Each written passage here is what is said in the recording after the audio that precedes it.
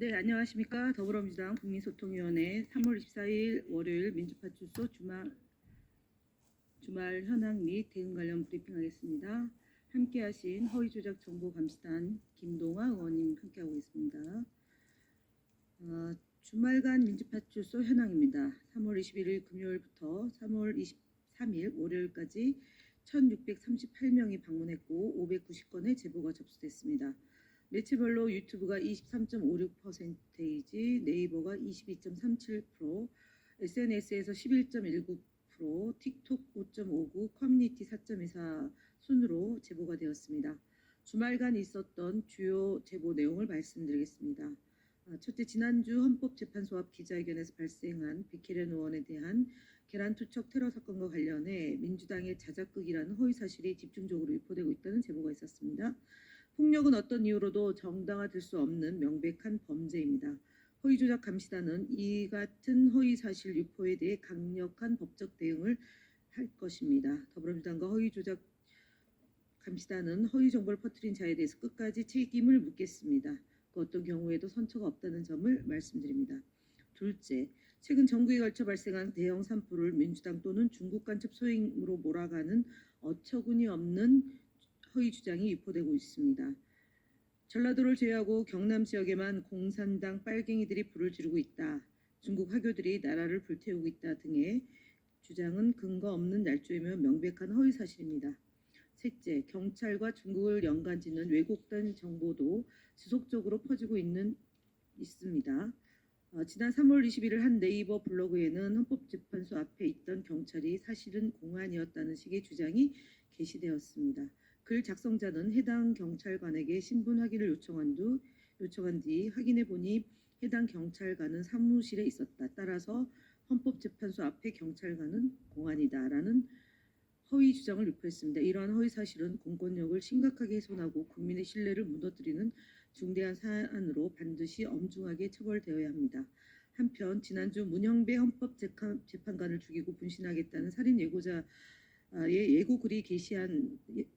예고글을 게시한 극우 유튜버가 용산경찰서의 업무방해 혐의로 체포되었습니다. 그러나 검찰이 혐의와 관련된 핵심 영상 자료가 확보되지 않았다는 이유로 압수수색 영장만 청구했을 뿐 경찰이 신청한 구속영장을 반려했습니다. 이 유튜버는 헌법재판소의 중대한 판결을 앞두고 헌법재판관을 살해하겠다고 위협하고 술에 취해 시민들을 상대로 난동까지 벌였습니다. 그럼에도 검찰은 신속한 구속 조처를 취하기는커녕 사실상 범죄를 방치하는 눈치만 보는 일을 벌이고 있습니다. 이 정도 사안에도 미온적으로 대응하는 검찰은 더 이상 법과 정의를 논할 자격이 없습니다. 검찰은 예비 범죄자가 더욱 대담하지 않도록 지금이라도 구속영장을 청구하여 즉각 신병을 확보하길 강력히 촉구합니다. 다음으로는 김동아 의원님 하시겠습니다.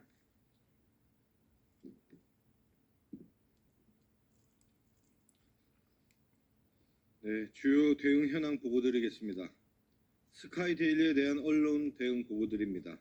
스카이데일리는 민간 국가 지정과 관련해 좌파 세력이 국민을 선동하고 있으며 더불어민주당이 입법부를 장악해 전횡을 일삼고 있다는 왜곡된 보도를 내놓았습니다. 그러나 이는 전혀 사실이 아닙니다. 국민께서 선출하신 다수당의 정당한 의정 활동을 입법부 장악이라 표현하는 것은 민의를 심각하게 왜곡하고 모독하는 행위입니다. 국민께서 더불어민주당에 힘을 실어준 이유는 검찰 권력의 정치와 그리고 윤석열과 행정부의 무능을 견제하라는 뜻이었습니다. 더불어민주당 국민소통위원회는 이 같은 스카이데일리의 편향된 보도에 대해 언론중재위원회에 정식 제소하였습니다. 다음으로 패널 구성의 불균형 관련 방송 대응 보고입니다. 일부 시사 대담 프로그램에서 더불어민주당의 입장을 대변할 수 있는 패널이 배정되지 않아 의견 균형이 심각하게 결여된 사례가 다수 확인되었습니다. 이에 따라 연합TV 뉴스포커스, SBS 김태현의 정치쇼 등의 프로그램에 대해 항의하는 동시에 방송통신심의위원회에 민원을 접수하였습니다. 마지막으로 유튜브 대응 보고드립니다. 유튜브 내 커뮤니티 가이드를 위반하여 허위 조작 정보를 유포하고 있는 채널들에 대해 지속적으로 신고 조치를 취하고 있습니다. 신의 한수, 공병호 TV, 이봉규 TV 등은 부정선거 및 탄핵 관련 허위 사실을 반복적으로 그리고 악의적으로 방송하고 있으며 이에 대해 유튜브 측에 공식적으로 신고 조치를 완료하였습니다. 다음으로 국민의힘 거짓말 시리즈 68번째입니다. 권영세 국민의힘 비상대책위원장은 3월 20일 자당 비대위 회의에서 이재명 대표의 발언에 대해 이미 이재명 대표 주변 인물들의 연쇄 사망이 있었던 터라 농담으로 넘겨들을 수 없는 섬뜩한 발언이라고 주장했습니다. 이는 정치검찰의 수사 압박으로 인해 사망 사례를 이재명 대표 악마화에 이용한 매우 악의적인 허위 주장입니다. 강압 수사의 피해자를 정치적으로 활용한 명백한 고인 모독이며 인간적 금도를 벗어난 실언입니다. 2024년 6월 인권연대 발표에 따르면 2004년부터 2023년 20년간 검찰 수사 중 자살한 사망자가 163명에 달합니다. 정치검찰의 수사 살인 피해자를 정치적 도구로 삼는 행위는 결코 용납될 수 없습니다. 다음 국민의힘 거짓말 시리즈 69번째입니다. 어제 3월 23일 권성동 국민의힘 원내대표가 거짓으로 점철된 현안 관련 기자회견을 열었습니다. 권성동 원내대표는 정당 차원의 장외 집회와 정략적인 정치행위 일체를 중단하고 국가적 재난에 대응하자고 주장했습니다. 속아 웃을 발언입니다. 현실은 다릅니다.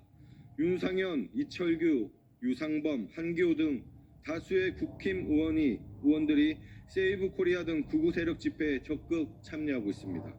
자당 의원들의 장외 집회는 방조하면서 국민의힘이 국가적 재난에 집중한다는 식의 거짓 주장을 한 것입니다.